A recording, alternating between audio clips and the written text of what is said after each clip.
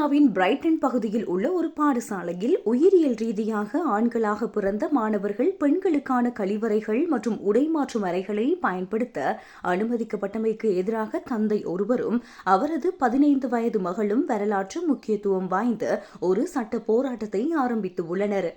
பாதுகாப்பு காரணங்களுக்காக பெயர் குறிப்பிடப்படாத அந்த மாணவி தனது உடைமாற்றும் அறையில் திருநங்கையாக தன்னை அடையாளப்படுத்தும் ஒரு மாணவர் இருப்பதை அவதானித்ததை அடுத்து இந்த விவகாரம் பூதாகரமாக வெடித்துள்ளது.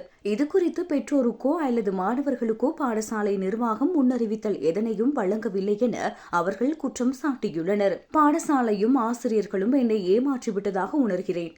எங்களது அந்தரங்கமும் கௌரவமும் பாடசாலைக்கு ஒரு முக்கிய விடயமாக தெரியவில்லை. உடைமாற்றும் அறையில் ஒரு ஆண் இருப்பதை பற்றி எங்களிடம் ஆலோசனை கூட நடத்தாதது எனக்கு ஆத்திரத்தை ஏற்படுத்துகின்றது. மாணவியின் தந்தை தெரிவிக்கையில், 1 வருடத்திற்கும் மேலாக பாடசாலை நிர்வாகத்திடம் முறையிட்டும் அவர்கள் அதனை கண்டுகொள்ளவில்லை என்றும் இறுதியில் வேறு வழியின்றி நீதிமன்றத்தை நாடியதாகவும் குறிப்பிட்டுள்ளார்.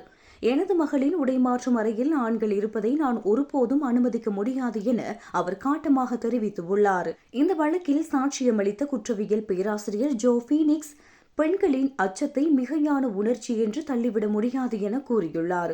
உயிரியல் ரீதியான ஆண்களுடன் உடைமாற்றும் அறைகளை பகிர்ந்து கொள்வது மாணவிகளுக்கு பல்வேறு உளவியல் மற்றும் பாதுகாப்பு பாதிப்புகளை ஏற்படுத்தும் என அவர் தனது அறிக்கையில் சுட்டிக்காட்டியுள்ளார்.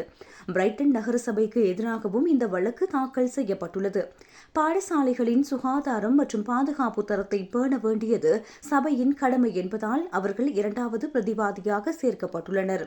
இந்த வழக்கின் தீர்ப்பு பிரித்தானியா முழுவதும் உள்ள பாடசாலைகளில் திருநங்கைகளுக்கான இடஒதுக்கீடு மற்றும் தனிநபர் அந்தரங்கம் தொடர்பான விதிகளில் பெரும் மாற்றத்தை ஏற்படுத்தும் என எதிர்பார்க்கப்படுகின்றது.